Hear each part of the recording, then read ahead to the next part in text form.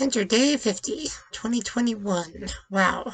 It's been a long week, actually, a long couple weeks with the whole winter storm and everything going on, but we're in day 50, which is Exodus 7 and 8, and Mark 16, finishing up the Gospel of Mark. I think there's a lot in Exodus 7 and 8, just the prophecies, the fulfillments of all that God said he was going to do through Moses. And there's just so many miracles performed here. Moses was the mouthpiece of the Lord. And he really changed. We see his change. Kind of like the Apostle Peter, as he changed in between the Gospels and the book of Acts. You can see the Holy Spirit really taking effect. Giving Moses the strength, the confidence. You got to put yourself in his shoes for a minute. He's 80 years old. And God's finally purposing him to go to Pharaoh. 80 years old. It's a long time to be in the waiting ground for God to use you. So you have Aaron's rod, the water becoming blood. That's the big one, the first plague. I say plague or miracles, however you want to call it. I say miracles. There is a lot of scholars that debate whether or not the priests in Egypt were able to perform their own signs, their own miracles. Were they just really clever magicians, or did they really have some kind of dark harnessed power? That's kind of up for debate there. But it's definitely true that at some point during these plagues, the priests themselves couldn't copy what God was doing and got scared. So there is a certain point where they suddenly couldn't do the things that Moses was doing. But never at one time was there any moment where God was not in control of any of it. We have the plague of frogs, the plague of lice, the plague of flies. Each one of those, by the way, was directed toward a specific god or goddess of Egypt. They had so many.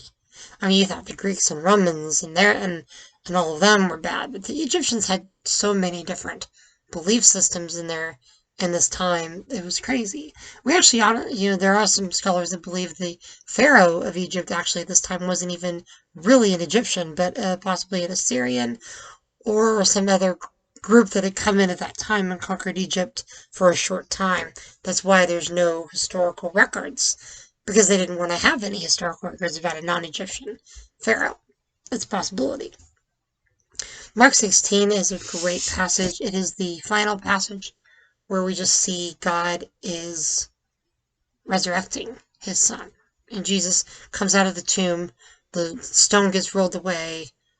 He rose on that day and met first with Mary and then the disciples. And then he tells his believers, he tells the followers to go to all the world, preach the gospel to every creature. He who believes and is baptized will be saved. He who does not believe will be condemned. Believe in my name, cast out demons, speak in tongues, take up serpents, and all that. There's a whole list of things here that's just you gotta take hold of.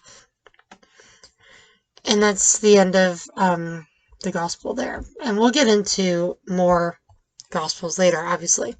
Tomorrow's day 51, and we'll have Exodus 9, 10, and 11. And 1 Thessalonians 1. I wanted to read you something that I'd written about Exodus 7 a while back, so here is this. The Lord was never at any time at the mercy of Pharaoh. The Exodus movies and scripts all seem to make it look like it was all because of the Egyptian ruler that it happened the way it did. Even the most famous movie, The Ten Commandments, makes it look like the final Passover event of the firstborn was a last-ditch effort to get the people out. But none of this is true. God, from the start, all the way back to Abraham, promised the people of Israel they would get out of Egypt.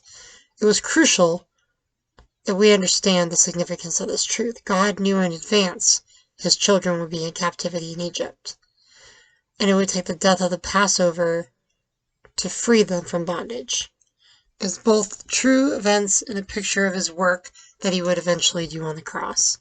Jesus came as the final Passover lamb to set his children free from the power of death and sin. He knew from the beginning, before the world was formed, he knew the trouble we'd get into in a sinful, dying world. He knew the only acceptable response would be the death of his son on the cross. All of this was for him because of his love for us from the very beginning. Even all the mess we would get into, and he gave all of that up. He gave it for us. It's incredible what God did and continues to do for us, even when we don't deserve it. When do we deserve it? We're just His creatures, His creation. We're here to worship and serve Him, and that's it. And love one another.